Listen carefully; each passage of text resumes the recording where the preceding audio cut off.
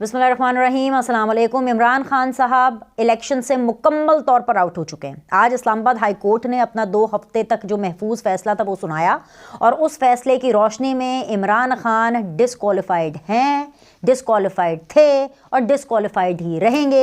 यानी कि Islamabad high court के अंदर वो जो दरख्वास्त दायर की गई थी कि जी इमरान खान साहब की जो सज़ा है नाअहली वाली उसको मुअत्तल किया जाए, उस दरख्वास्त को नामंजूर कर दिया गया है, जिसका ये मतलब है कि इमरान खान साहब इलेक्शन नहीं लड़ सकते।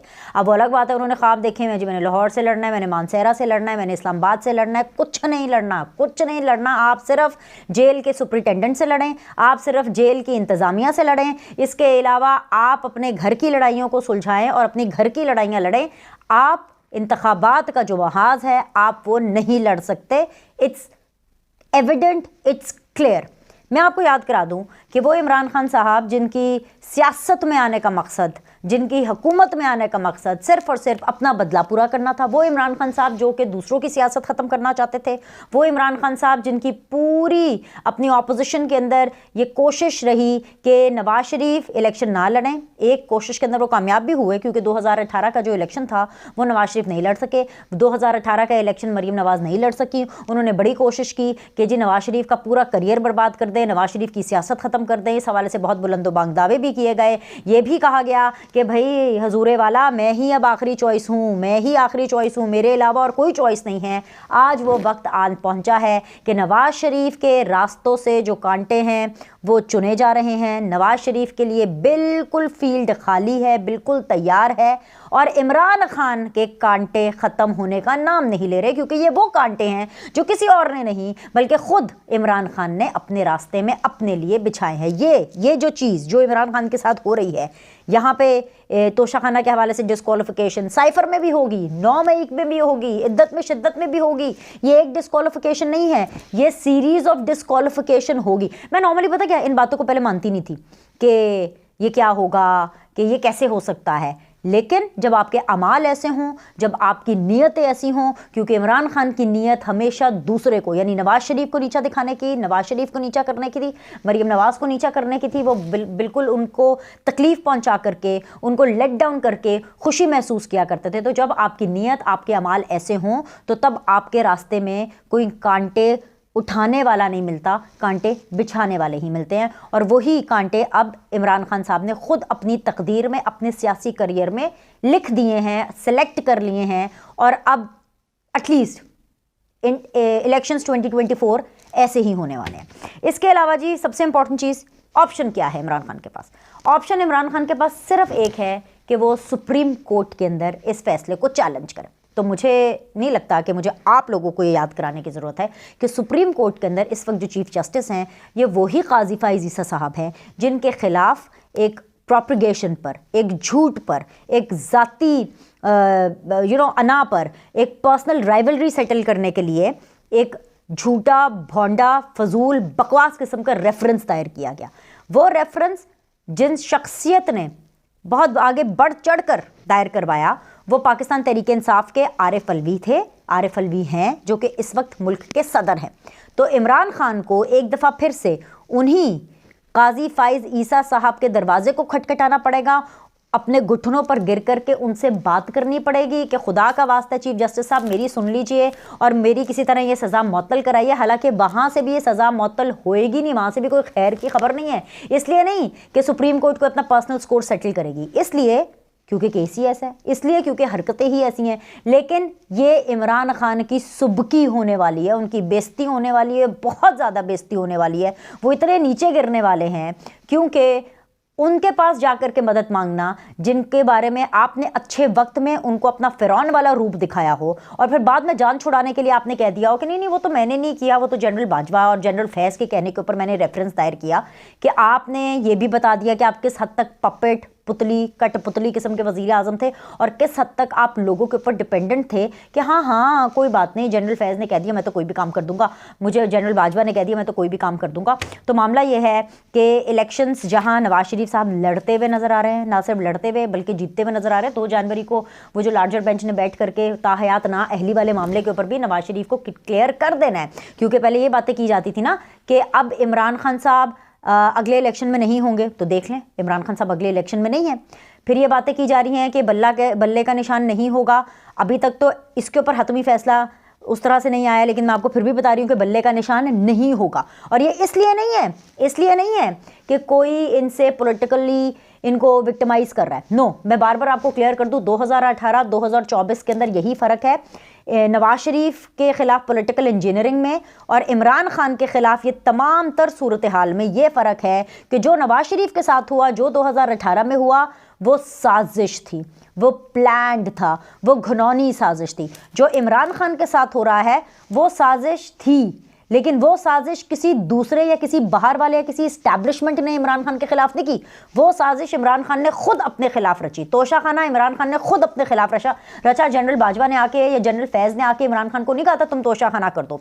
इमरान खान को जनरल बाजवा, जनरल फैज़ ने ये नहीं कहा था कि तुम आके साइफर कर दो, क्योंकि बल्कि इमरान खान साहब ने जलसे के अंदर जो साइफर की कॉपी लहराई थी, ये वो कॉपी थी जो कि जनरल बाजवा साहब ने इमरान खान को डिस्कशन के हवाले से उनके पास मौजूद थी। और जाते जाते जलसे के अंदर इमरान खान साहब ने कहा कि ज़रा दिखाना ज़रा मुझे। जब उन्होंने जैसे ये देखी वो साइफर वाली कॉपी, तो उन्होंने वही कॉपी अपने हाथ में पकड़ ली और बाद में उसको जा करके जलसे के अंदर लहराया।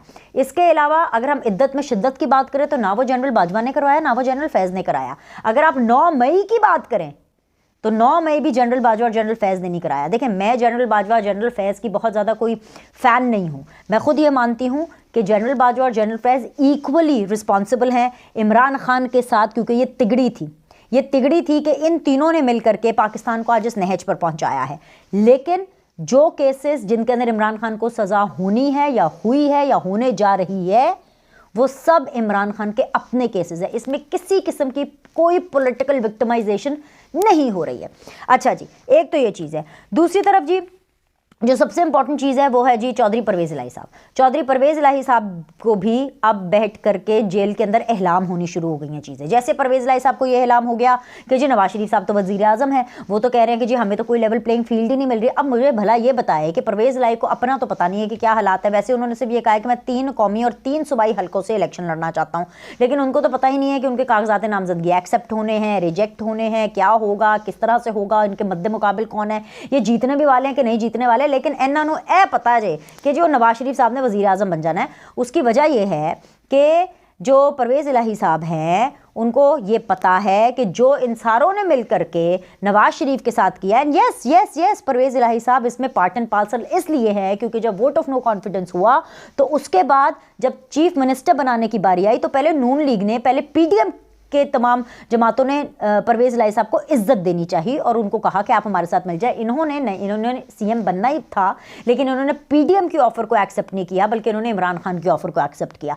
तो अब परवेज़ इलाही साहब को ये पता चल चुका है कि उनसे तब बहुत बड़ी गलती हो गई थी और उस गलती को कवर अप करने के लिए अब वो रोज़ आकर के चीज़ें बताना शुरू कर देते हैं। एहलाम उनको चीज़ें होनी शुरू हो जाती हैं और इसलिए वो ये चीज़ें बताना शुरू कर देते हैं इस तासुर के साथ कि देखा जी तो सारी प्लानिंग है, ये प्लानिंग नहीं है। जब एक शख्स को साजिश से बाहर निकाला जाएगा, गलत निकाला जाएगा, एक शख्स को जब गलत, जैसे एग्ज़ाम्स देते हैं लोग, रीचेकिंग में जाते हैं ना, लेकिन रीचेकिंग करने से पहले अगर एक स्टूडेंट कहता है कि जी मैंने तो एग्ज़ाम बहुत अच्छा फिल किया था और मेरे पेपर के ऊपर मार्क्स अच्छे नहीं आए, आप इसको रीचेक करें पेपर।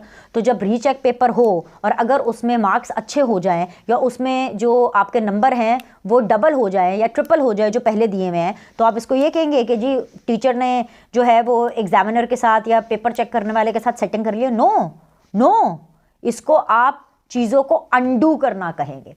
तो ये जो तासुर परवेज़ इलाही साहब जेल के अंदर से आगे कोई पता नहीं को ख्वाब देखते हैं, जागती आंखों से सोती आंखों से, लेकिन उम्र के इस हिस्से में हमें क्या पता कि जागती आंखों से ख्वाब देखते हैं कि सोती आंखों से ख्वाब देखते हैं।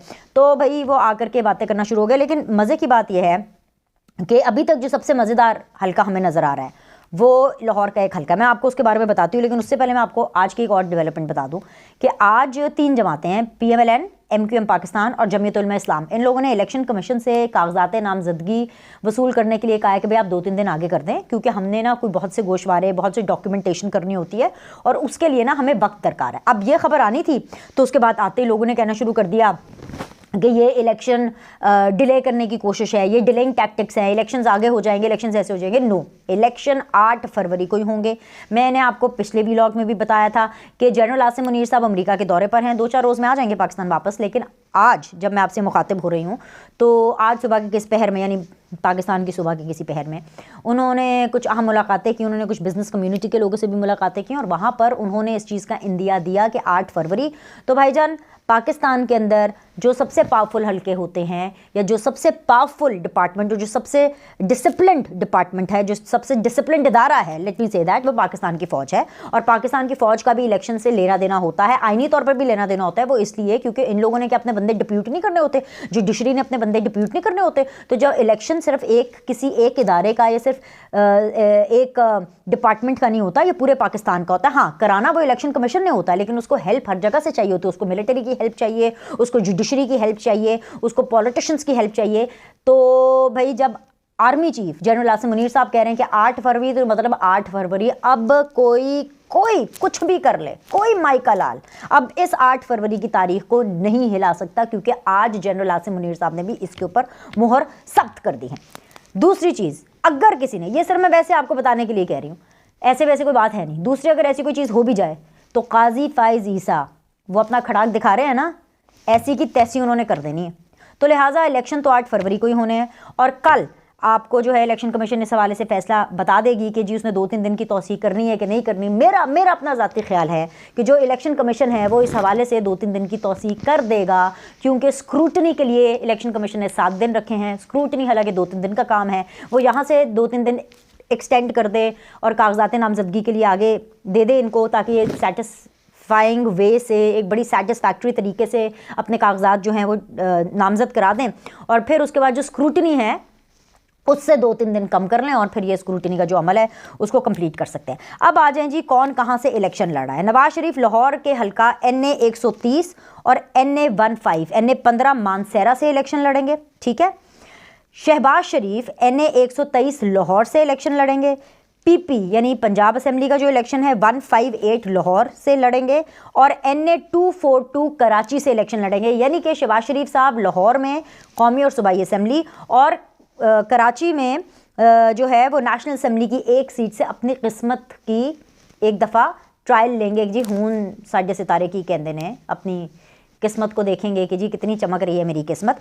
आगे जी, मरियम नवाज साहिबा NA 119 119 लाहौर और इसी हल्के की जो सूबाई सीट है उससे इलेक्शन लड़ेंगी। यानी एक नेशनल असेंबली की सीट, एक सूबाई असेंबली की सीट। और मज़े की बात यह है कि इनके मद्दे मुकाबिल कौन होगा, इनके मद्दे मुकाबिल होगा अलीम खान, क्योंकि अलीम खान साहब भी NA 119 लाहौर से इलेक्शन लड़े। मैं ये समझती हूँ कि ये एक इंटरेस्टिंग मुकाबला होगा, ये बहुत ज़्यादा इंटरेस्टिंग मुकाबला होगा, क्योंकि अलीम खान के पास पैसे बहुत ज़्यादा हैं। मरीम नवाज़ के पास भी हर कोई कम नहीं है पैसे, लेकिन मरीम नवाज़ जो हैं उनके पास जो चार्म है, मरीम नवाज़ के पास जो एक क्राउड को अपनी तरफ अट्रैक्ट करने का जो एक एक अट्रैक्शन है, इसके अलावा जिस तरीके से मरीम नवाज़ के पास जो एग्रेशन है, जो कि पिछले दिनों बहुत ज़्यादा सेल हुआ, जितनी मेहनत मरीम नवाज़ करती हैं, तो ये एक बहुत मज़ेदार मुकाबला होगा देखने के लिए। ये वो हल्का होगा जिसको मैं पर्सनली बहुत इंटरेस्टेड होंगी कवर करने के लिए। हमज़ा शहबाज की अगर मैं बात करूँ तो NA 118 से कौमी असम्बली का इलेक्शन लड़ेंगे, विच मीन्स के हमज़ा शहबाज इस वक्त इस दफ़ा PP का अभी तक की जो डिटेल्स आई हैं, अभी तक वो पंजाब असेंबली का नहीं बल्कि सिर्फ और सिर्फ नेशनल असेंबली का जो इलेक्शन है वो लड़ते हुए दिखाई दे रहे हैं। अगर मैं आसिफ अली जरदारी साहब की बात करूं तो वो नवाब शाह से और बिलावल भुट्टो लाड़काना से। पिछले दफ़ा भी जब इलेक्शंस हुए थे 2018 में, तो जो सबसे पहली जो सीट नेशनल असेंबली की जो कन्फर्म थी वो यही बिलावल भुट्टो साहब की थी। और वो इसलिए क्योंकि बिला मुकाबला nobody was there to contest an election against Bilawal Bhutto. तो वो जैसे ही उन्होंने टिकट और अपनी सीट अनाउंस की थी कि जी मैं इस हल्के से लड़ूंगा, तो वो उसी दिन ही MNA मुंतखब हो गए थे। और तभी मैंने तब भी कहा था कि he is the first entrant to the assembly of 2018 जब वहाँ पे इलेक्शंस हुए थे। तो इस दफ़ा भी उनका ये सारा सीन है। मज़े की बात यह है कि जहांगीर तरीन साहब की जो बेटी है वो भी कौमी असम्बली का इलेक्शन लड़ेगी। शफ़क़त महमूद, डॉक्टर यास्मीन राशिद और मियां असलम इकबाल ने भी कागजात नामजदगी ले लिए हैं, लेकिन अभी इन्होंने वापस जमा नहीं कराए हैं। सो आई जस्ट हैव टू सी कि what happens with these 3 people, क्योंकि जहाँ तक मुझे लगता है कि इनके कागजात नामजदगी मुश्किल ही एक्सेप्ट हों। और इसलिए मुश्किल एक्सेप्ट हों क्योंकि इनका ताल्लुक 9 मई से है। और अगर इनके कागजात नामजदगी एक्सेप्ट हो भी जाते हैं तो इसका ये मतलब है कि ये इलेक्शन से लड़ने, जेल से लड़ने वाले जो लोग हैं इलेक्शंस में, ये उन लोगों में इनका शुमार होगा। और ऐसी बात होने में ये एक बड़ी बात हो जाएगी। ये वाकई एक बहुत बड़ी बात होगी। तो ये बड़ी एक इंटरेस्टिंग सी सूरत हाल है जो मैं आपको इधर रिपोर्ट कर रही हूँ। साथ ही साथ चेयरमैन सेनेट जो सादिक संजरानी हैं, उन्होंने भी भाई आम इंतखाबात में हिस्सा लेने का ऐलान किया है। वो कोयटा की एक कॉन्स्टिट्यूंसी है उनकी, वो वहाँ से वो इलेक्शन लड़ेंगे। इस सारी चीज़ में जो सबसे ज़्यादा मज़े की बात है वो उसी के ऊपर मैं अपना ये जो वीडियो है इसको ख़त्म भी करूँगी कि इस्तेकाम पाकिस्तान पार्टी, एक तरफ अलीम खान इलेक्शन लड़ रहे हैं मरीम नवाज़ के अगेंस्ट उस हल्के से, दूसरी तरफ इस्तेकाम पाकिस्तान पार्टी की ख्वाहिशात देखें IPP की कि उन्होंने सीट एडजस्टमेंट में उन्होंने जो अपना माइंड बनाया हुआ ना और उन्होंने जो ऑफरें कराई हुई हैं वो ये है कि जी 40 सीटें आप हमारी नेशनल असेंबली में एडजस्ट करें और 70 सीटें आप हमारी पंजाब असेंबली में एडजस्ट करें। तो मामियों पीछे रह की जाता है। अगर नून लीग ने मरीम नवाज़ को पंजाब का चीफ मिनिस्टर बनाना है तो 70 सीटें वो इस्तेकाम पाकिस्तान को कैसे दे सकते हैं भाई, पीछे रह के जाता है। 70 सीटा पंजाब असेंबली तो दे दें तो जी 40 सीटा नेशनल असेंबली तो दे दें। तो इनकी इस बात से इस्तेकाम पाकिस्तान पार्टी की इस नन्ही मुन्नी सी इस डिमांड से, इस ख्वाहिश से कि जैसे पता नहीं वो क्या समझ रहे हैं कि उनके भाव कितने बढ़ गए हैं। तो मैं तो सिर्फ आपको यही बात कहूँगी कि एक शख्स था, उसने भाई तोप का लाइसेंस ले लिया। उनसे पूछा कि अरे भाई तुमने तोप का लाइसेंस ले लिया, तुम्हें क्या तोप चलानी आती है? तो उसने आगे से कहा नहीं नहीं वो तोप दा लाइसेंस मैं इस वास्ते लेता है कि अगर तोप दा नया मिलिया तो एक छोटी जिनी पिस्तौल दा लाइसेंस तो मिल ही जाएगा। तो समझने वाले तो समझ ही गए होंगे ना कि भाई इन्होंने 40 नेशनल असेंबली 70 जो है पंजाब असेंबली की सीटें इसलिए की है कि चलो जी 40 अगर नेशनल असेंबली में ना मिली तो 10 तो मिल ही जाएंगी, और 70 अगर पंजाब असेंबली में ना मिली तो वहाँ पे भी 10 मिल जाएंगी। लेकिन अभी यह हतमी फैसला होना बहुत ज़रूरी है और अभी यह हतमी फैसला हुआ नहीं है और इसलिए अभी इसमें थोड़ा सा वक्त लगेगा और आखिरी टाइम पर एक सरप्राइज़ भी मिल सकता है क्योंकि PMLN की अपने टिकट्स को लेकर के खूब रौला मचा हुआ है। वो क्या है, मजीद क्या अपडेट्स हैं, उसके लिए आपको अगली वीडियो देखनी पड़ेगी। अभी के लिए लाइक करें, सब्सक्राइब करें, अगली वीडियो में मिलते हैं।